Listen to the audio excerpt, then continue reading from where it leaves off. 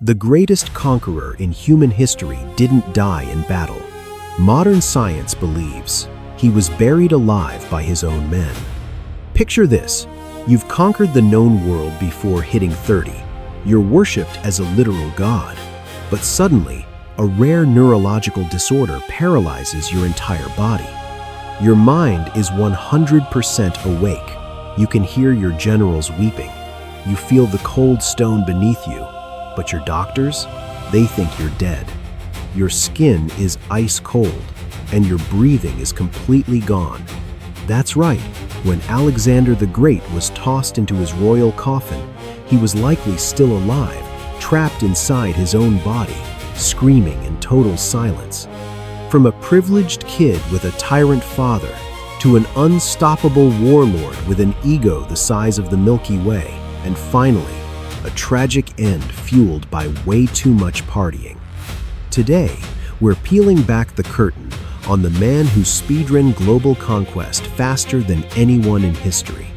Welcome back, history nerds and language lovers, to the BrainBoost English Podcast.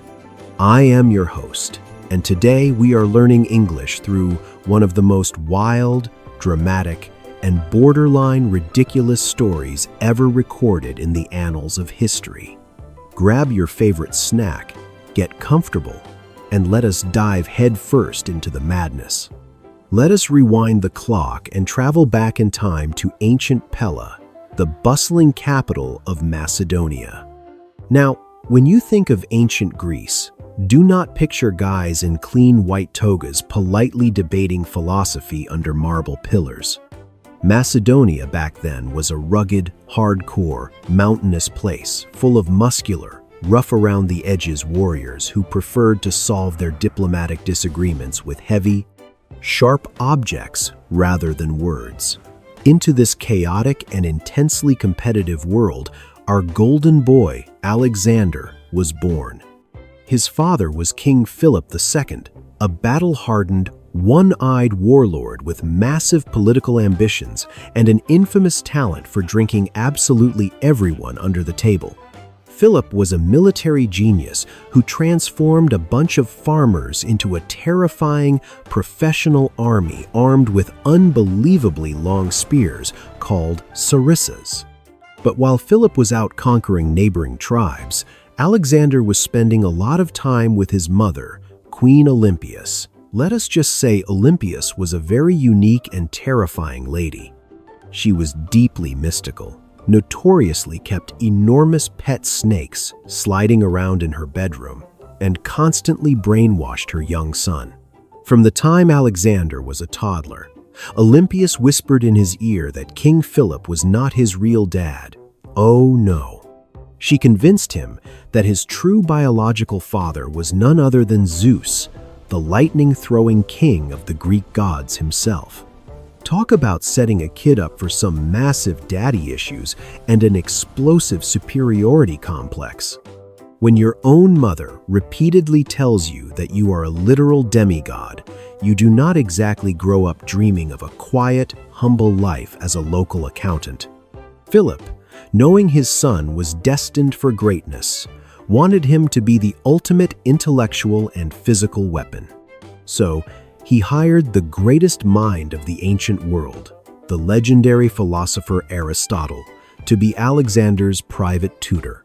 Imagine having Albert Einstein teach you middle school math and science. Under Aristotle's strict guidance, Alexander learned about medicine, philosophy, biology, and logic. But let us be brutally honest. What Alexander really loved, what truly made his heart race, was the epic poetry of Homer. He literally slept with a copy of the Iliad under his pillow, right alongside a sharp dagger, because why not be prepared for some light reading or a sudden assassination attempt? He idolized the mythological hero Achilles and firmly believed, without a shadow of a doubt, that it was his undeniable destiny to outshine him. Fast forward to the year 336 BC, when Alexander was just 20 years old. The family business was booming, the army was strong, until a massive, bloody plot twist occurred. King Philip II was suddenly assassinated by one of his own disgruntled bodyguards during a lavish royal wedding. It was a very messy, highly suspicious, and dramatic affair. Naturally, a lot of intense side eyes were immediately directed at Queen Olympias and even Alexander himself, because the timing was just too perfect and convenient for them. But hey, there was no time for deep police investigations. The CEO was permanently out of office, and Alexander immediately stepped up to take over the massive enterprise, the Kingdom of Macedonia. Now, typically, when a 20-year-old kid takes the throne, all the rival politicians, disgruntled generals, and recently conquered territories usually think, "Great, the inexperienced kid is in charge. Now is our perfect chance to rebel and break free." But they severely underestimated the ruthless efficiency of the new management. Alexander did not just defeat his political rivals. He permanently unsubscribed them from life. He cleaned house with terrifying speed and brutality, proving to the entire ancient world that the young king was not just a rich kid playing dress-up with a crown. He was a calculating, cold-blooded genius who would tolerate absolutely zero disrespect. With Greece firmly and violently under his thumb, Alexander decided it was time to fulfill his dead father's ultimate, insanely ambitious dream, invading the massive, incredibly powerful, and filthy rich Persian Empire. He gathered his veteran army and marched across the sea into Asia. Early in his historic campaign, he arrived in a wealthy city called Gordium, which was famous across the land for a bizarre tourist attraction, the Gordian Knot. Legend and ancient prophecies stated that whoever could untie this impossibly complex, tightly twisted, and ancient knot of ropes would become the undisputed, true ruler of all of Asia. For decades, many brilliant, strong men had come from far and wide. They stared at the knot, sweated over it, picked at it desperately with their fingernails, tried every trick in the book, and ultimately failed miserably. So, what did our boy Alexander do when faced with this impossible puzzle? He looked at the massive knot, realized that overthinking is exclusively for losers, drew his razor-sharp sword, and forcefully sliced the entire thing right down the middle in one smooth swing. Boom. Problem solved. It is the ultimate, timeless, historical lesson. When you have the strongest military on planet Earth and a massive sword, every complex logic puzzle simply becomes a straightforward physics problem. He had the unshakable confidence, he had the terrifying army, and he had the sheer, unadulterated audacity to challenge the absolute greatest superpower of his time. He was marching deeper and deeper into unfamiliar enemy territory, heading straight for a violent collision course with King Darius III of Persia. The stakes were incredibly high, the tension was palpable, and the ancient world was about to be turned completely upside down by a 20-something guy who genuinely believed he was bulletproof and divine.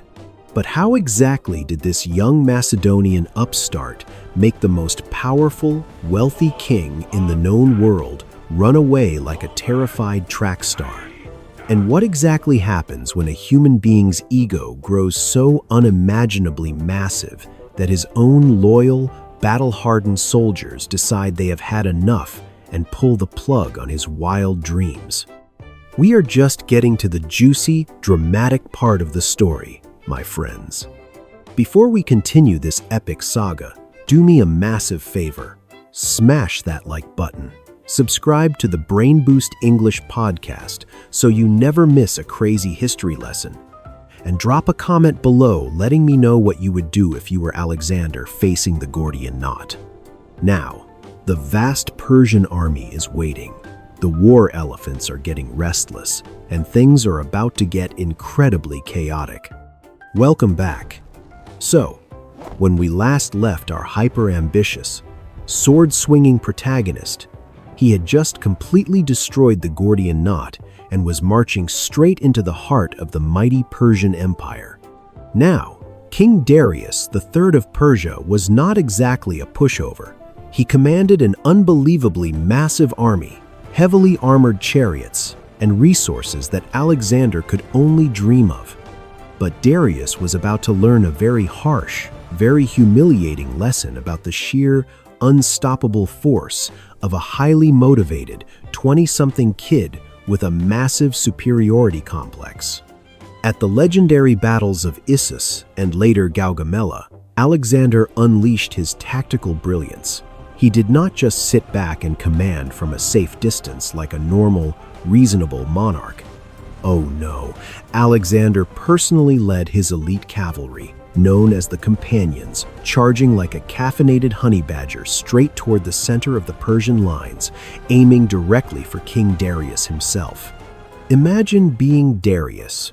You are sitting in your luxurious royal chariot, and suddenly, you see this crazy-eyed Greek kid on a massive black horse sprinting through the chaos, throwing spears and screaming your name. Darius completely panicked. He lost his nerve, turned his chariot around, and ran away as fast as physically possible. In fact, at the Battle of Issus, Darius fled so quickly and in such a blind panic that he accidentally left his entire royal family behind at the camp. He abandoned his own mother, his wife, and his daughters to the mercy of the invading army. You really cannot script a world's worst husband moment better than that.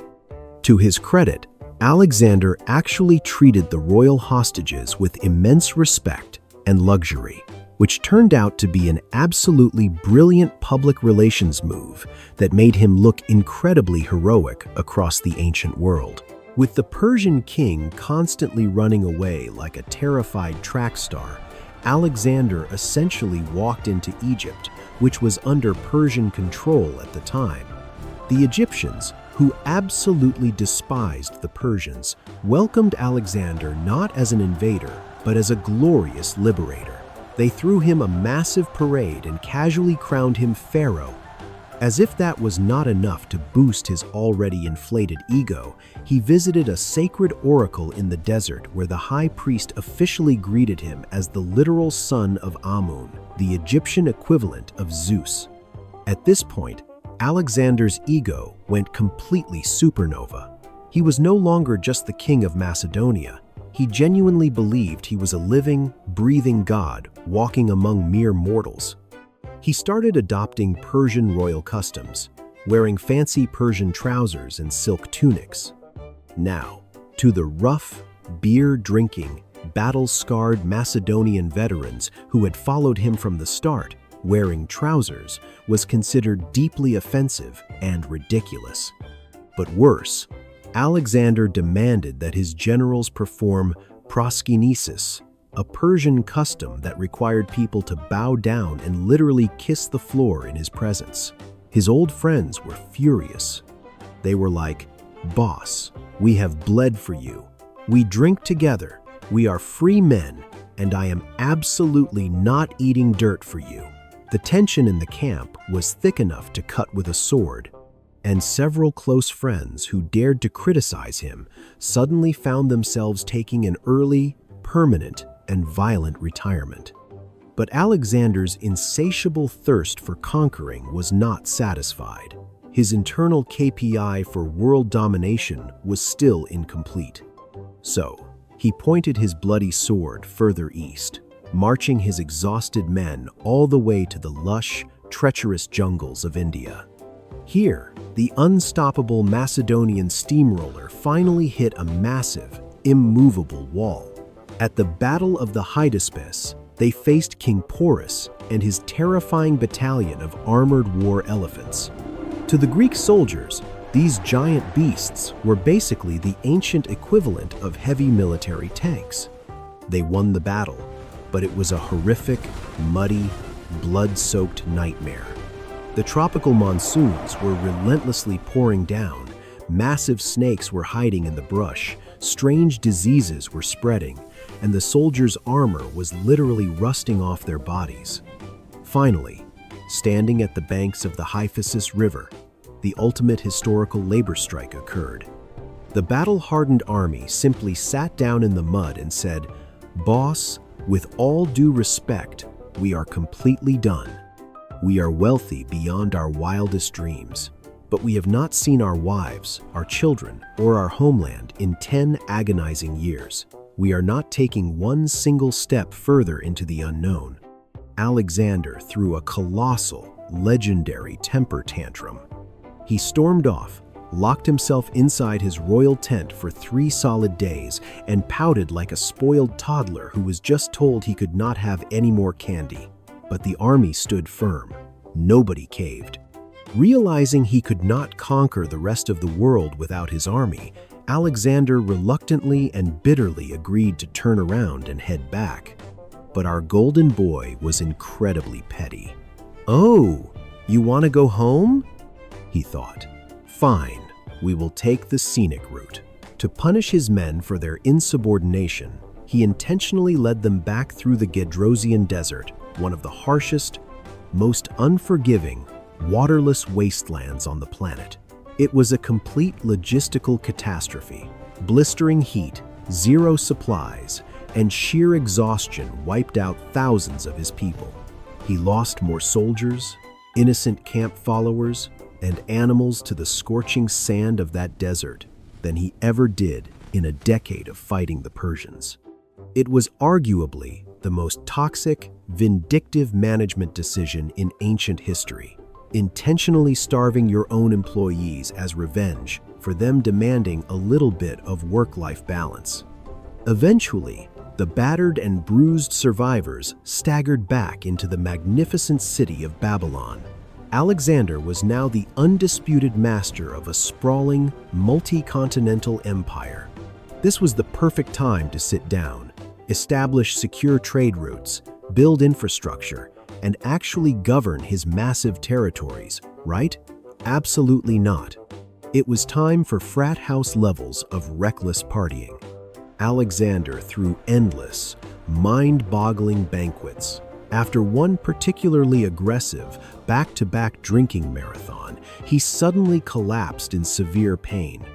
A mysterious, burning fever gripped his body.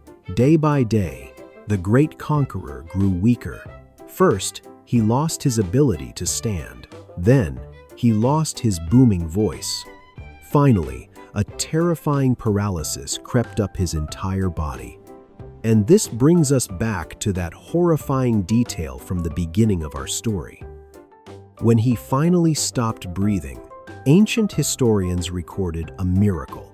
Alexander's body supposedly did not decompose or smell for 6 straight days.